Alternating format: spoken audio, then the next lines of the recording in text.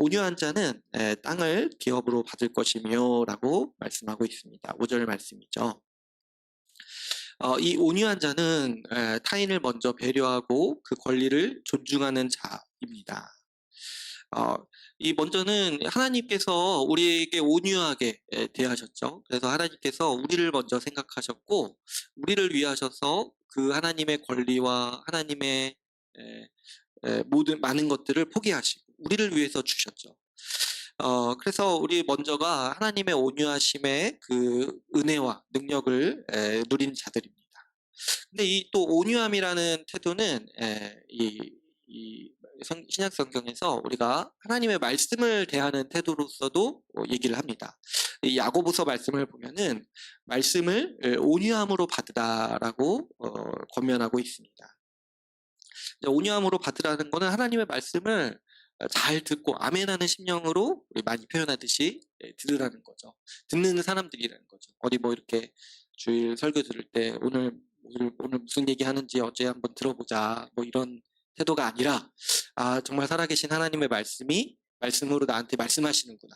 이것이 나를 향한 하나님의 뜻이구나. 이런 것들을 온전히 이해하고 확실히 알아서 내가 그걸 듣겠다. 내가 거기에 그냥 순종하겠다. 이런 태도로 듣는 것을 말씀을 이제 온유함으로 받는 태도라고 볼 수 있습니다. 또 이 온유함의 태도를 이웃에게 행할 때는 어떤 거냐니까 이 남을 배려하고 내 권리를 먼저 주장하는 것이 아니라 때로는 상대방의 권리를 존중하기 위해 내 권리를 희생하고 나를 낮추는 그런 태도, 그리고 상대방의 허물에 대해서도 과격하게 뭐 이렇게 비난하거나 그러지 않고 그것을 인내하고 받아들이는 태도를 얘기할 수 있겠죠.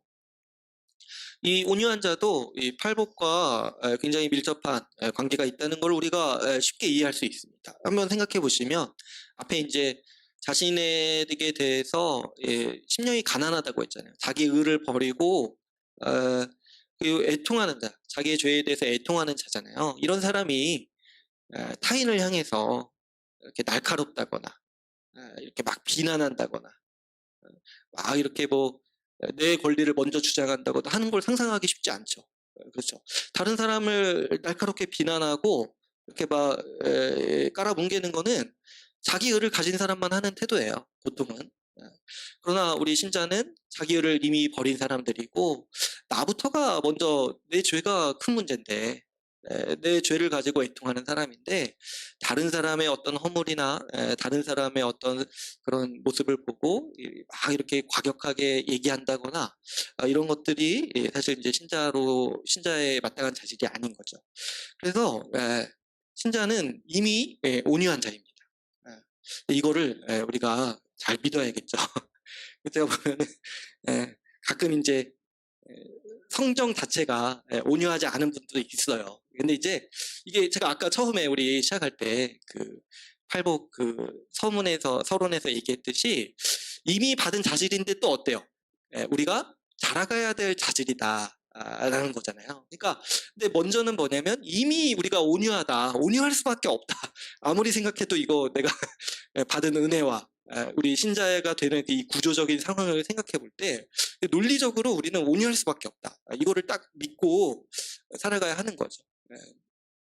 제가 이걸 왜 자꾸 자세히 얘기하냐면 저 자신도 그렇고 이거 들을 때 좀 온유하지 못해서 힘들어하시는 분들이 있더라고요. 근데 믿어야 된다는 거.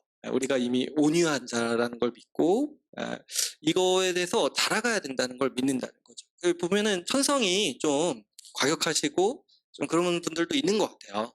그런데 예수 믿고 그나마 온유해진 거예요, 지금. 예수 믿고. 안 믿었으면 더 심해졌어요. 더 악해지고 그랬어요. 근데 예수 믿어서 그나마 이 정도 됐는데 또 어때요? 이미 온유하니까 더 앞으로 온유해질 사람들이다. 우리는 이렇게 생각할 수 있죠. 이 온유한 자는 땅을 기업으로 받는 복을 누립니다.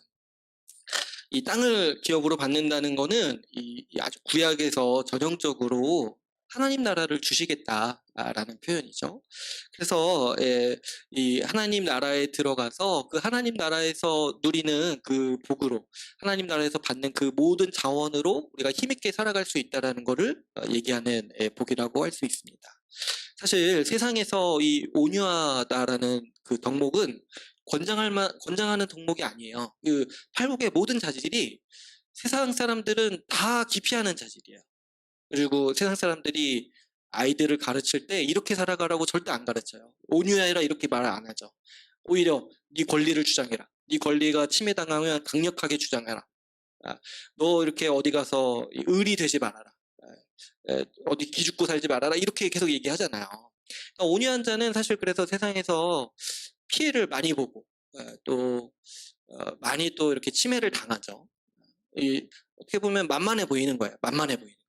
그래서 우리는 만만한 사람이 돼야 된다. 좀 세상 사람들이나 좀 볼 때 만만한 사람, 뭐 이렇게 전문 용어로 이제 호구라고 하던데 그런 사람이 돼야 된다. 그러니까 손해를 많이 볼 수밖에 없는 사람인 거예요. 그런데 하나님 나라는 역설적으로 이 온유한 사람이 복을 받고 이 온유한 사람이 힘을 누린다는 거예요. 힘을 갖는다는 거예요. 그래서 이 교회 안에서도 어떤 목소리 큰 사람이 힘을 갖는 게 아니라 이 온유한 사람, 이 다른 사람을 배려하고 다른 사람의 주장을 듣고 그것을 경청하는 사람이 힘을 얻고 존경을 받게 되는 것.